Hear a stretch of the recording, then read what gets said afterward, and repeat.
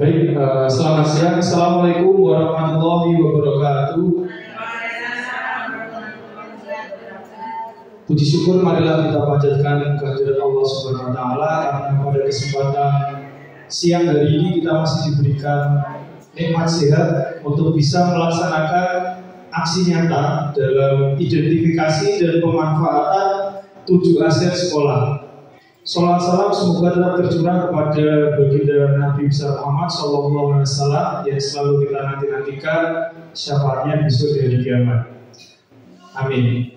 Bapak Ibu, perkenalkan saya pada hari ini akan menyampaikan aksi nyata yang mana di sini nanti menjadi tugas dari guru penggerak yang terdapat dalam modul 3.2 yaitu tentang pemimpin dalam pengelolaan sumber daya. Nah, yang akan kita bahas di sini yaitu kita akan berdiskusi tentang identifikasi dan pemanfaatan dari 7 aset yang kita miliki. Yang mana nanti aset-aset yang ada di sekitar kita itu bisa kita jadikan acuan untuk menentukan visi dan misi serta program-program yang akan kita laksanakan di SD Negeri Seukan. Nah, pada tahapan akhir dari siklus pembelajaran Merdeka dapat mengidentifikasi sumber daya sebagai aset atau kekuatan yang dimiliki oleh sekolah. Identifikasi sumber daya sekolah dilakukan secara kolaboratif, jadi kita laksanakan secara diskusi agar semua warga sekolah dapat bersama-sama mengetahui dan memanfaatkan untuk peningkatan kualitas pendidikan. Selanjutnya, modal aset sekolah merupakan alat yang dapat membantu mengenali sumber daya yang menjadi aset sekolah. Semua aset yang ada di dalamnya saling beriringan satu sama lain.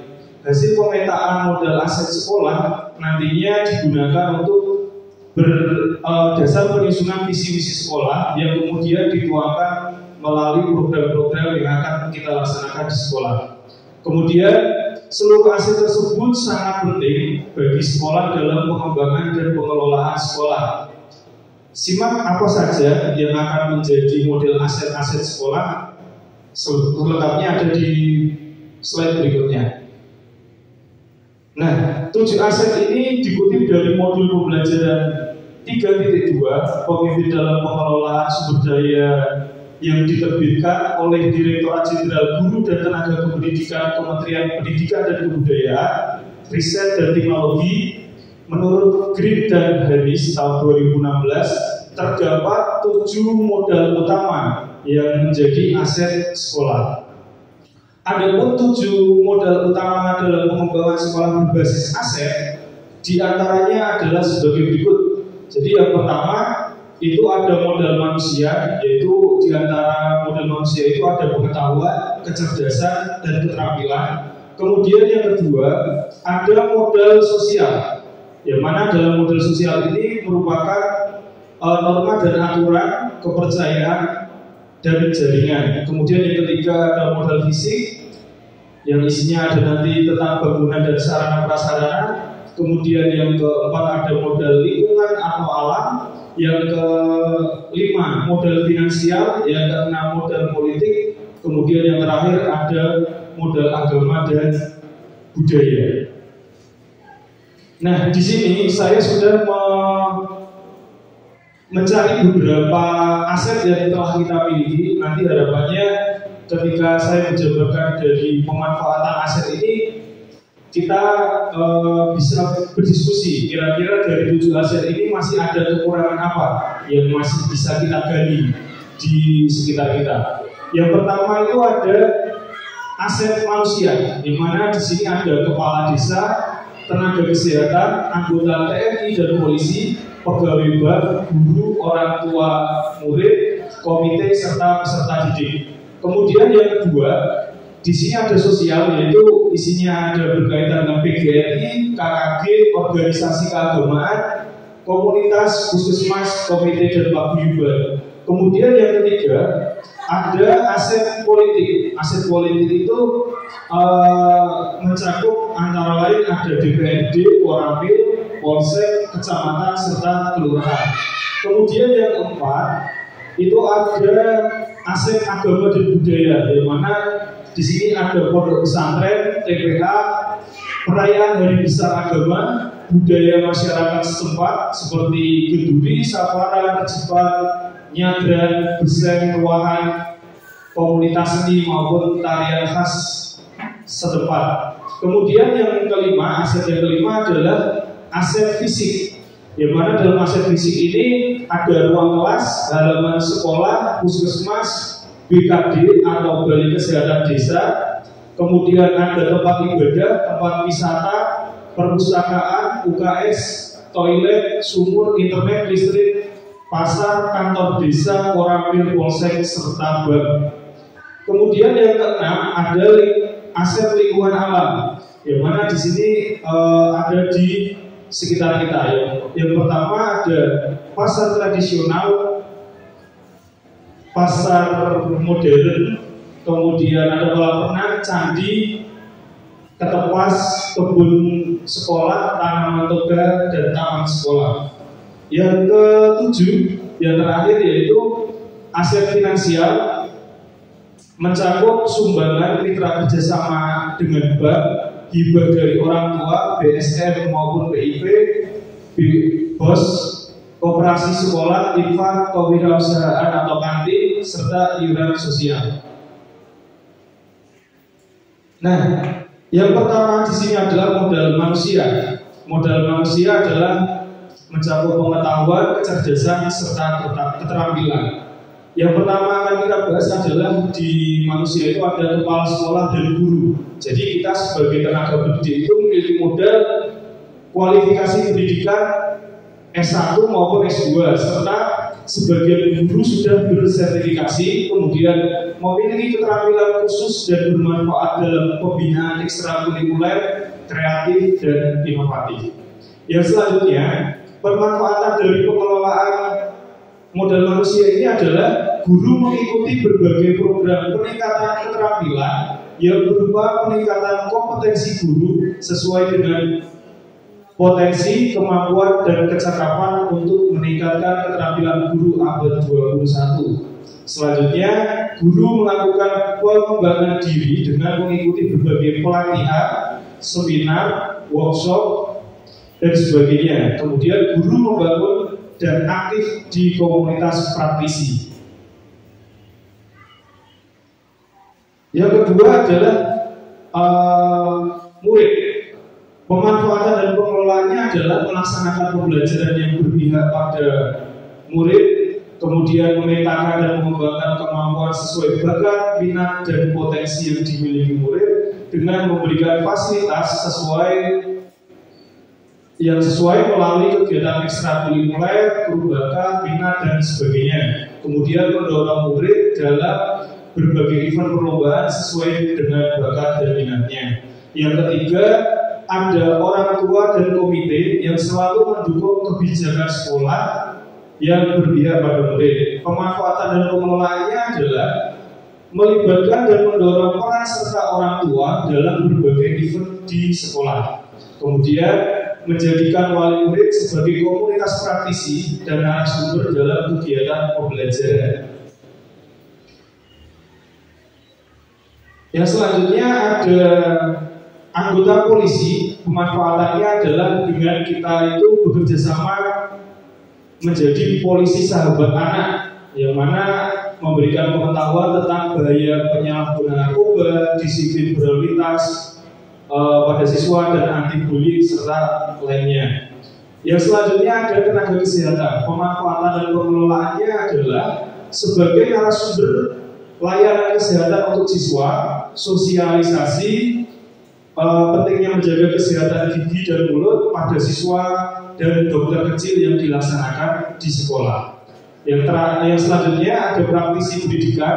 Pemanfaatannya adalah sebagai narasumber IHT dalam mengembangkan kompetensi guru terhadap pembelajaran serta meningkatkan mutu pendidikan ke depannya.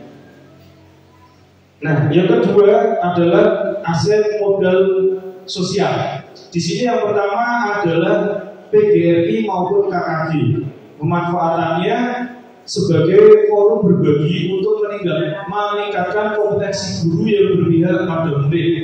Yang kedua adalah PNI atau Palang Merah Indonesia. Pemanfaatannya yaitu kita bekerja sama dengan sekolah untuk sosialisasi berperilaku hidup bersih dan sehat atau yang sering kita sebut dengan PHBS dan manfaat dari donor darah. Yang ketiga adalah komunitas. Pemanfaatannya adalah kita merangkul dari berbagai komunitas yang memiliki keahlian untuk dapat berbagi keahlian di lingkungan sekolah. Nah, di sini yang sudah kita laksanakan adalah komunitas sekolah nih yang harus kita tingkatkan. Kemudian ada puskesmas. Pemanfaatannya yaitu untuk merangkul dan mendukung kegiatan pendidikan kesehatan di sekolah dan pelayanan kesehatan. Yang selanjutnya ada komite dan paguyuban. Pemanfaatannya mendukung pelaksanaan program-program sekolah terkait dengan kegiatan bakti sosial maupun di panti asuhan. Yang selanjutnya ada DPRD dan pemerintah daerah.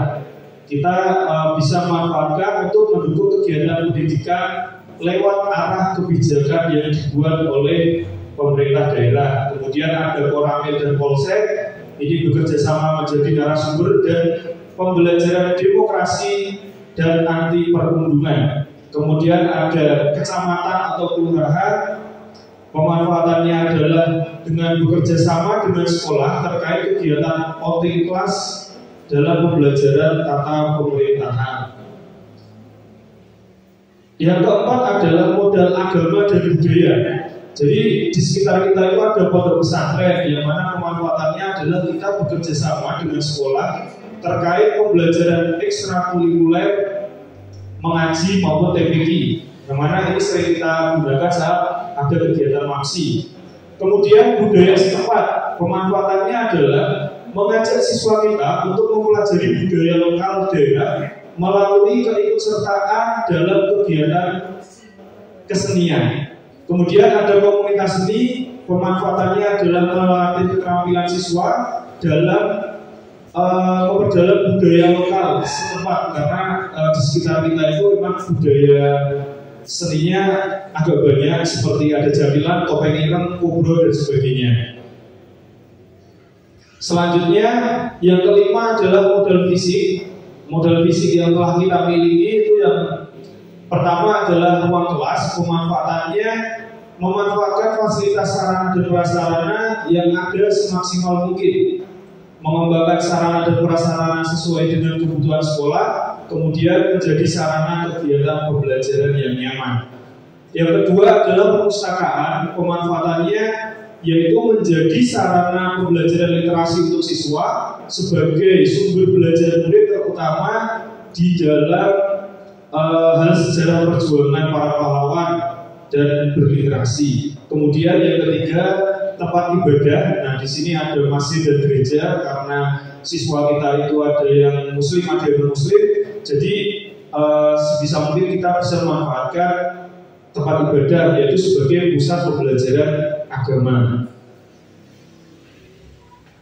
Kemudian ada UKS. UKS ini bisa kita gunakan untuk pusat layanan kegiatan kesehatan siswa apabila ada anak-anak yang kurang sehat. Nah, kemudian ada toilet itu sebagai sanitasi. Kemudian yang keenam ada mata air, yaitu ini merupakan sumber utama bagi sekolah kita karena sudah melaksanakan narkoisasi dan glasisasi. Yang selanjutnya adalah lapangan. Nah, lapangan ini bisa kita gunakan untuk pelaksanaan upacara, olahraga, dan pengembangan potensi di bidang olahraga. Walaupun pada kenyataannya lapangan kita itu masih kurang maksimal di bidangnya. Nah, selanjutnya ada listrik. Listrik ini juga sarana utama kita untuk memberikan pelayanan kita kepada siswa. Kemudian ada internet, itu juga sarana kita untuk mempermudah menggali informasi dan sebagai bahan ajar siswa, serta komunikasi kita dengan wali murid. Yang keenam adalah modal lingkungan alam. Modal lingkungan alam di sini yang pertama kita bisa memanfaatkan ada Candi Lubuk yang menjadi tempat outing kelas atau mungkin ada tempat-tempat yang lainnya. Kemudian ada pasar tradisional yaitu sebagai sumber belajar siswa terutama dalam bidang transaksi jual beli. Jadi anak itu bisa belajar jual beli. Yang terakhir, yang ketujuh ada modal finansial, yaitu sumbangan mitra kerjasama dari pihak bank. Pemanfaatannya adalah memberikan bantuan dana untuk perpisahan kelas 6 maupun program-program lainnya. Ada ekstrakurikuler dan buku bacaan perpustakaan. Kemudian ada yang selanjutnya hibah dari orang tua, itu memberikan bantuan fasilitas sarana prasarana untuk kelas seperti rak buku pada pojok baca. Kemudian yang selanjutnya ada BOS koperasi hasil kantin dari FAK. Nah, di sini sebagai sumber keuangan operasional sekolah untuk meningkatkan kualitas pembelajaran di kelas yang mungkin ada beberapa yang tidak bisa dihandle oleh BOS. Nah, sekian yang dapat saya sampaikan terkait 7 aset. Mungkin dari ke-7 aset ini ada yang mau ditambahkan ataupun respon dari teman-teman, monggo.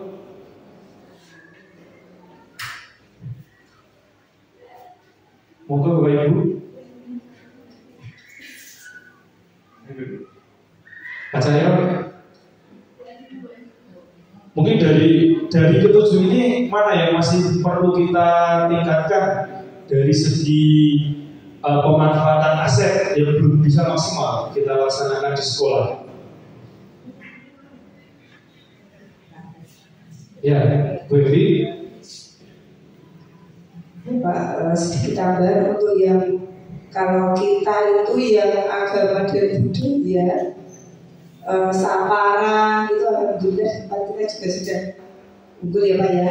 Untuk yang manusia mungkin dari SD kita mungkin seperti yang sudah kemarin Bapak Ibu Guru tambahkan itu, kalau misalnya tenaga kesehatan, anggota TNI atau polisi, nanti setelah PTS atau apa kita datangkan untuk memberikan kerjasama untuk profesi tertentu, itu mungkin menambahkan semangat anak dalam meningkatkan prestasi juga seperti itu Pak. Untuk yang manusia mungkin kita ada profesi untuk bekerja sama, itu saja.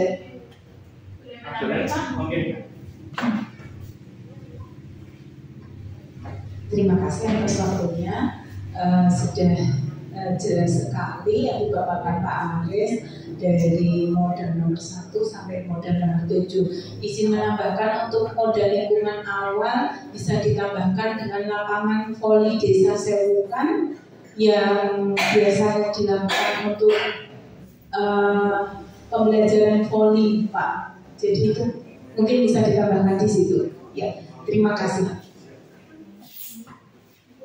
Ada lagi Bapak Ibu yang ingin menambahkan?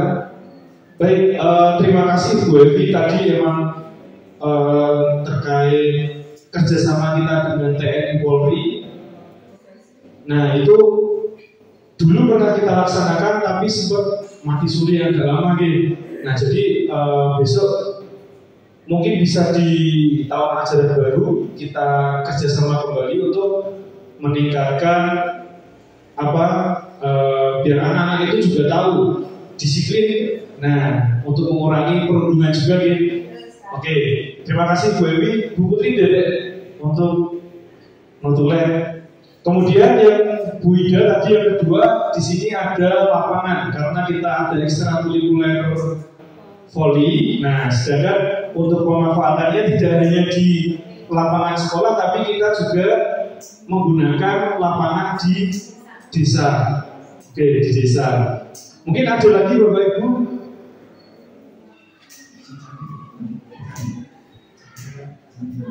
Terima kasih untuk waktunya. Saya sedikit mau menambahkan karena di SD kita anak-anak dan Bapak Ibu guru juga ada 2 agama, antara Muslim dan yang agama selain Muslim, agar kita sama-sama Kalau anak yang muslim sudah terbiasa untuk memanfaatkan fasilitas musola.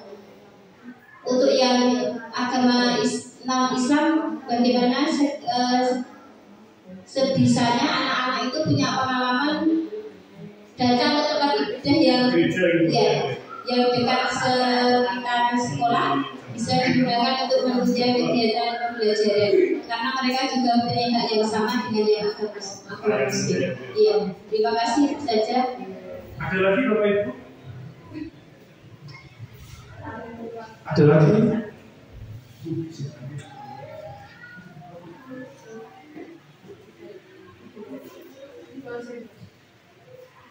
Tidak ada? Ya, baik. Jadi untuk yang muslim itu sudah kita laksanakan kegiatan di musola Ibu Rina. Tetapi untuk siswa kita yang non-muslim itu pembelajaran baru kita laksanakan di lingkungan sekolah. Nah, ini kalau ada berarti mungkin besok kita bisa programkan untuk anak-anak yang non-muslim itu mungkin bisa ada studi banding kunjungan ke mungkin yang terdekat kita ada di gereja Grogol atau mungkin di Tumpang, Sumber juga ada, atau mungkin malah kalau ada wisata edukasinya di Sendang Gantang juga ada taman doa ya. Baik, itu nanti mungkin Bu Putri sama Bu Ratih bisa koordinasi, tinggal nanti kita menentukan akan dilaksanakan setiap apa. Ada lagi Bapak Ibu? Sudah? Oke. Berarti untuk program dari 7 aset yang sudah kita miliki ini, Bapak Ibu setuju sudah bisa mewakili apa yang ada di lingkungan kita?